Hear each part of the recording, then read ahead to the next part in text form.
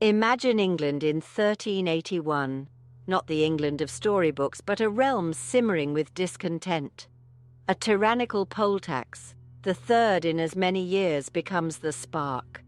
From Essex to Kent, murmurs of rebellion rise, turning into a roar that shakes the very foundations of power.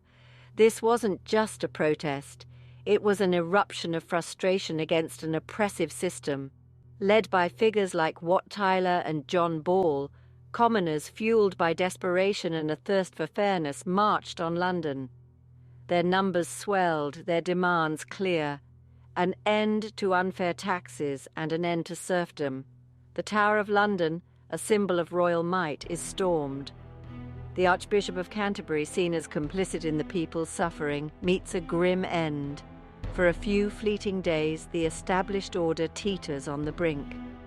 King Richard II, a boy king facing a crisis beyond his years, is forced to negotiate with the rebels. He promises concessions, a glimmer of hope for the downtrodden, but promises made in desperation often crumble under pressure. The revolt is brutally crushed, its leaders executed, yet the echoes of 1381 linger. The Peasants' Revolt, though ultimately unsuccessful, exposed the vulnerabilities of the feudal system. It served as a stark reminder that even the most entrenched power structures can be challenged by the collective will of the people. The yearning for equality and justice, ignited in those tumultuous days, would continue to smolder, shaping the destiny of the nation. The year is 1066, a date etched in the annals of English history, marking not just a change in rulers, but a seismic shift in the very fabric of English society. William the Conqueror, Duke of Normandy, lays claim to the English throne, defeating the English forces at the Battle of Hastings. This wasn't just a battle, it was a clash of cultures, of systems, of destinies. With William's victory, the old Anglo-Saxon order crumbled, replaced by the rigid hierarchy of Norman feudalism. French became the language of the court, Latin the language of scholarship. Castles, stark symbols of Norman dominance, sprang up across the land. The very landscape of England was transformed, reshaped by the ambitions of a conquering king. But the Norman conquest was more than just brute force. It was a period of intense change, of cultural fusion, of the slow, often painful birth of a new England. Norman legal reforms laid the groundwork for a more centralized justice system. The Domesday Book, a meticulous survey of land and resources, provided the crown with unprecedented control over its realm.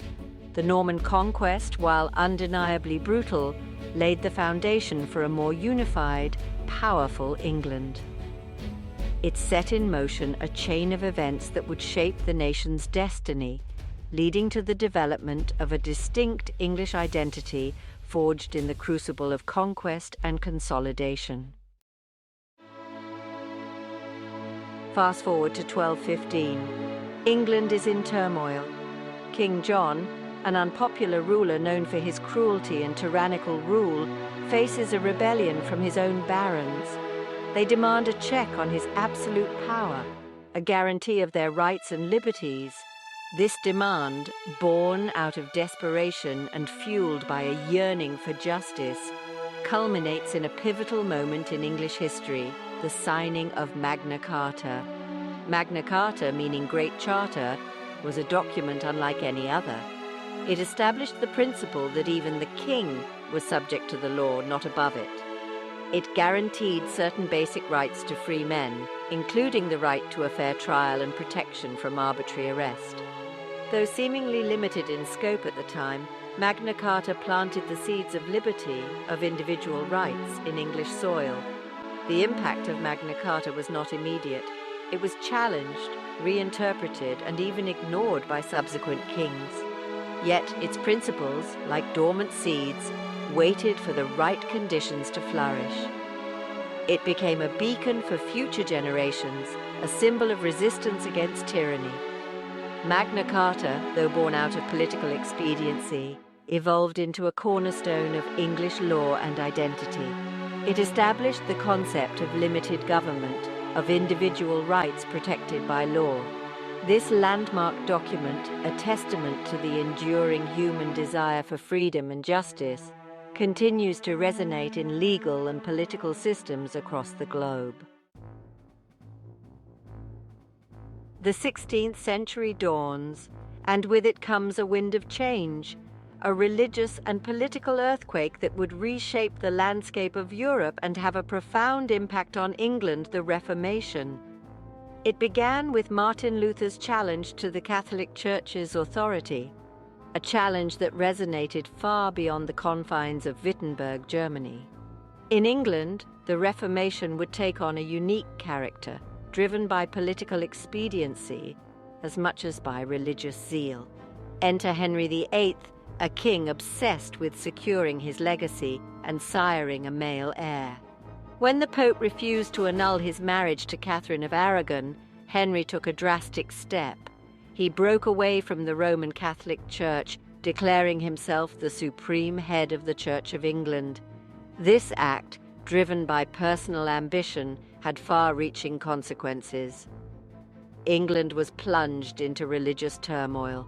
Monasteries, once centers of learning and faith, were dissolved, their wealth absorbed by the crown. Religious persecution became a grim reality, with both Catholics and Protestants facing the wrath of the ever-shifting religious policies. Through the reigns of Henry's children, Edward VI, Mary I, and Elizabeth I, England swung between Catholicism and Protestantism, each shift accompanied by its share of upheaval and bloodshed.